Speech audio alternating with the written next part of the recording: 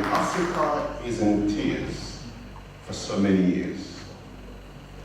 Our own children trying to leave the continent, going to Europe, dying in the war, war everywhere, we are killing each other. And this is the Africa that they do portray.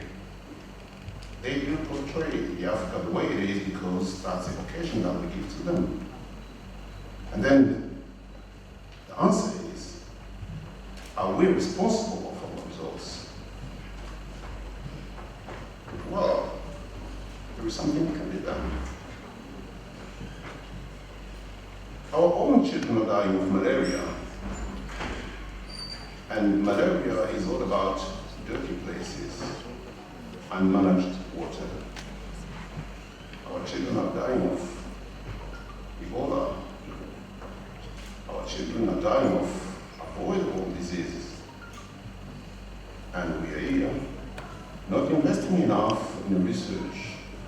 We're expecting research to be done by others, and they sell us drugs to try and control the disease that we can avoid. When you look at that, you say, there is something we need to do. We absolutely need to think out of the box. And I've gone further and said we need to think out of the books. Most of the books that we read have been written somewhere in the West, many, many years ago, to try and solve problems which are not our problems. And I have a serious conflict with the definition of leadership. When we read all the books from MBA schools, they say the leadership is made of a leader and followers. And it goes all the way from following the leader and taking advantage of his ability to provide results. And I think my conflict is quite huge.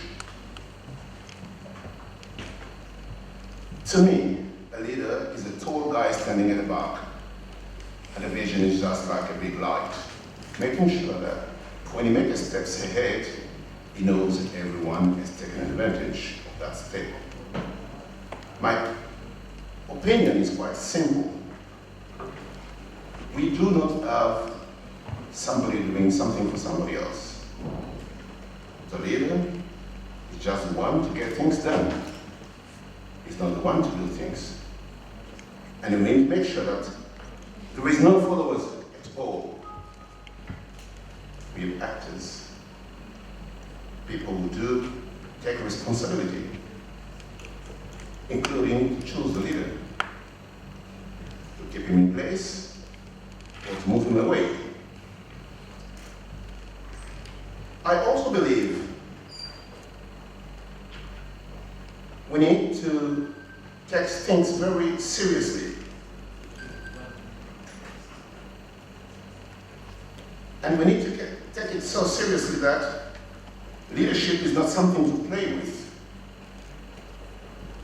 And if there is reasons why it's failing in Africa, it's because we think the only responsible person is the leader. And if we move forward, we can easily understand that there is no leadership without KPIs. There is no leadership with blank check. And that's maybe the main mistake that we make in Africa. We rely on statistics and they take some. They talk about growth. It can be 5%, it can be 6%, it can be 10%, then you have a very dynamic economy. How can you compare two different economies with two different bases just because of a ratio, which doesn't make sense? How can you say that growth is the only or the main indicator of performance while people are dying of disease? I think, and I deeply think, if we have a continent which has to go forward, we need to define where we want to go. Where we want to be in the next 10 years, where we want to be in the next 20 years, where we want to be in the next 30 years. And as you take it, it goes far beyond political mandate, it goes far beyond people's mandate, it goes far beyond people's hope. It has to be a group vision. And to me, every statistics that we analyze must remember we are human beings after figures. We need to know that we're not managing figures, we're managing people. So the most important thing for me is that we need to be learning organizations, learning from the best, learning from our own mistakes, and making sure that we're not staying at the same stage years and after years. When you look at Africa, time is moving ahead, and we are moving backward. And then comes the question, what are we going to explain to our own children? When you look around, there is this fight between different generations, because actually some of us didn't do the right job, and now young people start questioning us. We need to be a learning organization. We need to understand what went wrong, because if something's wrong, it's not a problem. What do we learn from it? How do we fix the problem? How do we correct it? In terms of leadership, there is something very important you want people to commit and participate. It's fairness. You don't run an organization which is not fair to most of the people. Fairness is very important. When there is little, everyone takes little. When it grows, everyone shares. The rule applies to everyone. And if this is the game, and if this is the rule of the game, it becomes quite interesting to understand that you need good players. And then you decide to invest in your people, because you know your people contribute to the growth of the situation which is going to be shared on a fair rule. And it's important for us to know that a fair nation, a fair continent, which invests in its people, is the only occasion for us to grow big and sustainably. Because one of the main mistakes in Africa is we do things randomly. One step we go ahead, 2 steps we go back. And it has to be a contract between generations, between people, wherever you are. And this contract must take care of the weakest, just like a boulevard. If you make it easy for wheelchair users, definitely cars will find ways to go. But if you don't plan them, then you find them straight in the road. So when you plan with the worst case in mind. Take care of the weakest. And living together is all about a contract. It can be an economic contract, can be a social contract, but it is a contract.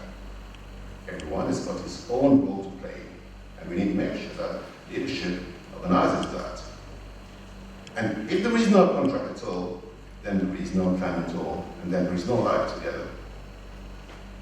Then my question is Africa planned to fail? Unfortunately, the answer is yes.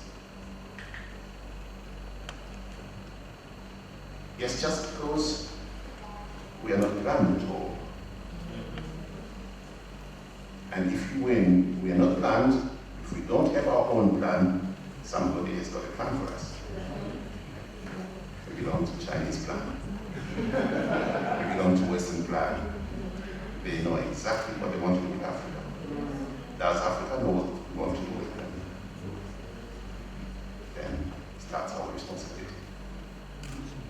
We need to know. We need to decide where we want to go. We need to know what we expect from China. We need to understand what's the Chinese rule. We need to send our best students to study China. And we must do the same for the rest of the world. We make some stupid mistakes. We need to have a leadership for purpose. Everything we do, we must do it for a purpose. And the purpose must be decided and defined together. I look at it and say, we're so crazy. We blame white people for colonization. We colonize our own brothers and sisters. We have 70%, 80% of the people in the rural area. Look back and see in which condition these people are living. And this is Africa, by Africans, by African leadership. And then come a time where we have to talk about GDP per capita, and we're surprised it's low. No, we should not be surprised it's low. We have other people, 70% uneducated, low productivity, and what else can we expect from it? We need to understand that that conflict will definitely come up as we went against white people in the 60s. Rural people want to fight us. We need to understand that they are assets. For them to be productive and build assets, we need to train them, we need to give them education, we need to give them assets. We need just to put them to contribution to the nation. But we, on a daily basis, act like these are part of the country. People of the country, they stay in a kind of zoo. And when it comes time for election, they can go back to them. And we do that everywhere in Africa. Today, the lack of productivity and performance of Africa is due to the lack of productivity of people. And if we don't understand that, then there's no way we can make progress. I wish, and I seriously wish, we understand that leadership is all about where we want to go, but where we want to go together. There is a concept of resilience. It only says that everything you do must be accumulated with what you do tomorrow. Because if you make progress and destroy what you did yesterday, it's just like you're going backward. You're not moving forward. And when you look at why African leaders are failing, it's because constantly their planning is all about themselves. Their mandate, how long they're going to stay in power. Then it brings conflict.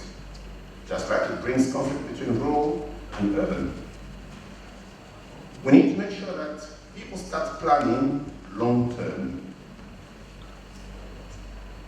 People start thinking that if we have a budget, we cannot spend 80% of the budget on 20% of the people just because they can make noise. When you start operating, when you start spending people's money, make sure you spend the money where people are. You change in a structural way the impact of the leadership to the people. And it's very important that everything you do comes and adds up to what you did yesterday, as I said. We need to make sure that legacy is the most important thing. We're just human beings.